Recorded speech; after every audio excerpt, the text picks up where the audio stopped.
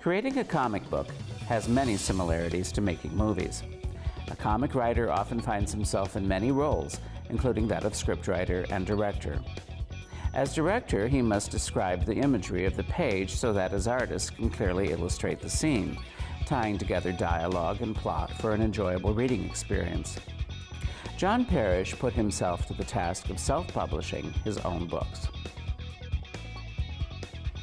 I was always a fan of comics when I was a kid. Like, my dad was really into comics. He's probably the person that got me into them. He was a really big fan of Marvel comics. He was a really big fan of Jack Kirby. He just loved Daredevil and all these comics, so he let me read comics. And when I was a kid, he used to take me to this comic book store in Hammond. It's not around anymore. But he used to take me there all the time as a kid, and I could go and pick up books and things like that. And so I always wanted to be a storyteller. I always wanted to be a writer. And so it's just, that's who I became. Like, I'd always written, I'd always wanted to write, and I'd always been writing stories. When I was a kid, I was always writing like prose works. Like, when I was in junior high, I was writing these stories all the time, like these like mystery stories, and they were all prose. I wrote a lot of poetry and things like that. But I think probably around college, like the end of like my senior year, I had been writing comic book scripts. I started writing comic book scripts in high school just to do it. I didn't really know what I was doing. And I was talking about it with my friends, and then like at some point, I think it was right before I graduated, I was like, you know what, I'm gonna make a script and I'm gonna make a comic. I'm gonna do more than just write the script. I'm going to do what I need to do to make this book like physical. And so like right after I graduated, I sought out an editor and an artist and really just started working on it like probably around the end of 2009, 2010, and that's kind of when I started. And then I just kind of been trying to do it more or less full stop since then.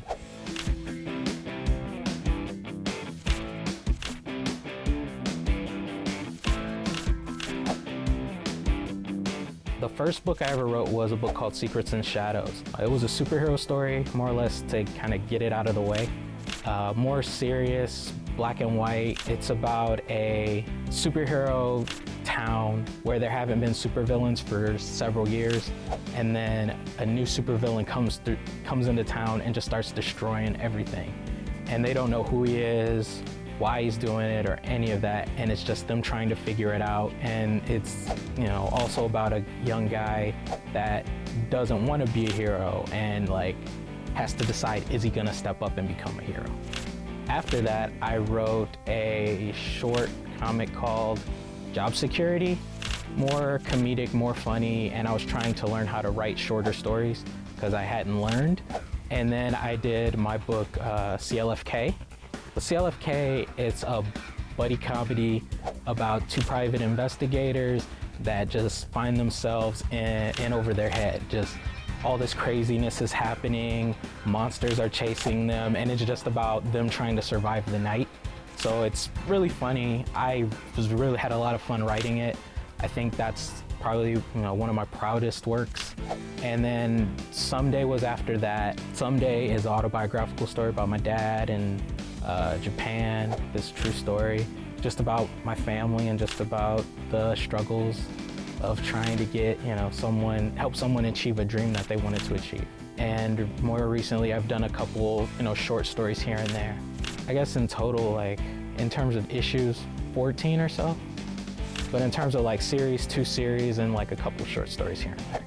I've self-published all of them except for C.L.F.K. Essentially, you just have to kind of be the manager and kind of manage everything as well as being the writer. So I think about it like a conveyor belt type of thing. It's like, okay, I get the scripts, then I pass them off to the editor, then I get them back, I pass them off to the, you know, and the artist and the colorist and the letterer, and then take it to the printer.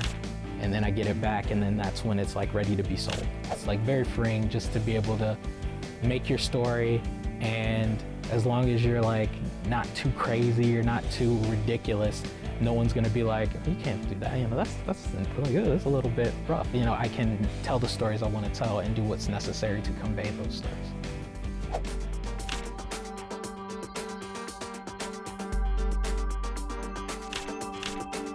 When I first started, I just wanted to make a book.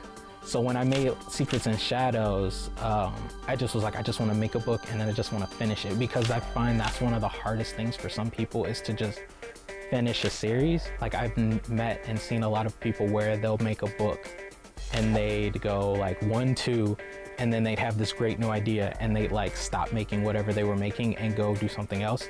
So for me, I wanted to finish that series first.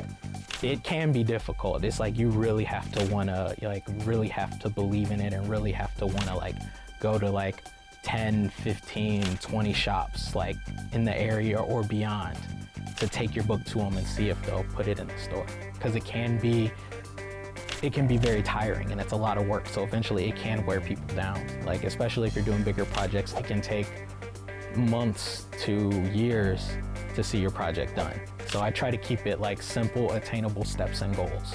Because my goal was to finish Secrets and Shadows, and I did. But one of the side effects is I can take that to a convention and sell it forever. You know, it's done, it's finished, it's the full story. So when I would tell people, they'd be like, oh, is this it?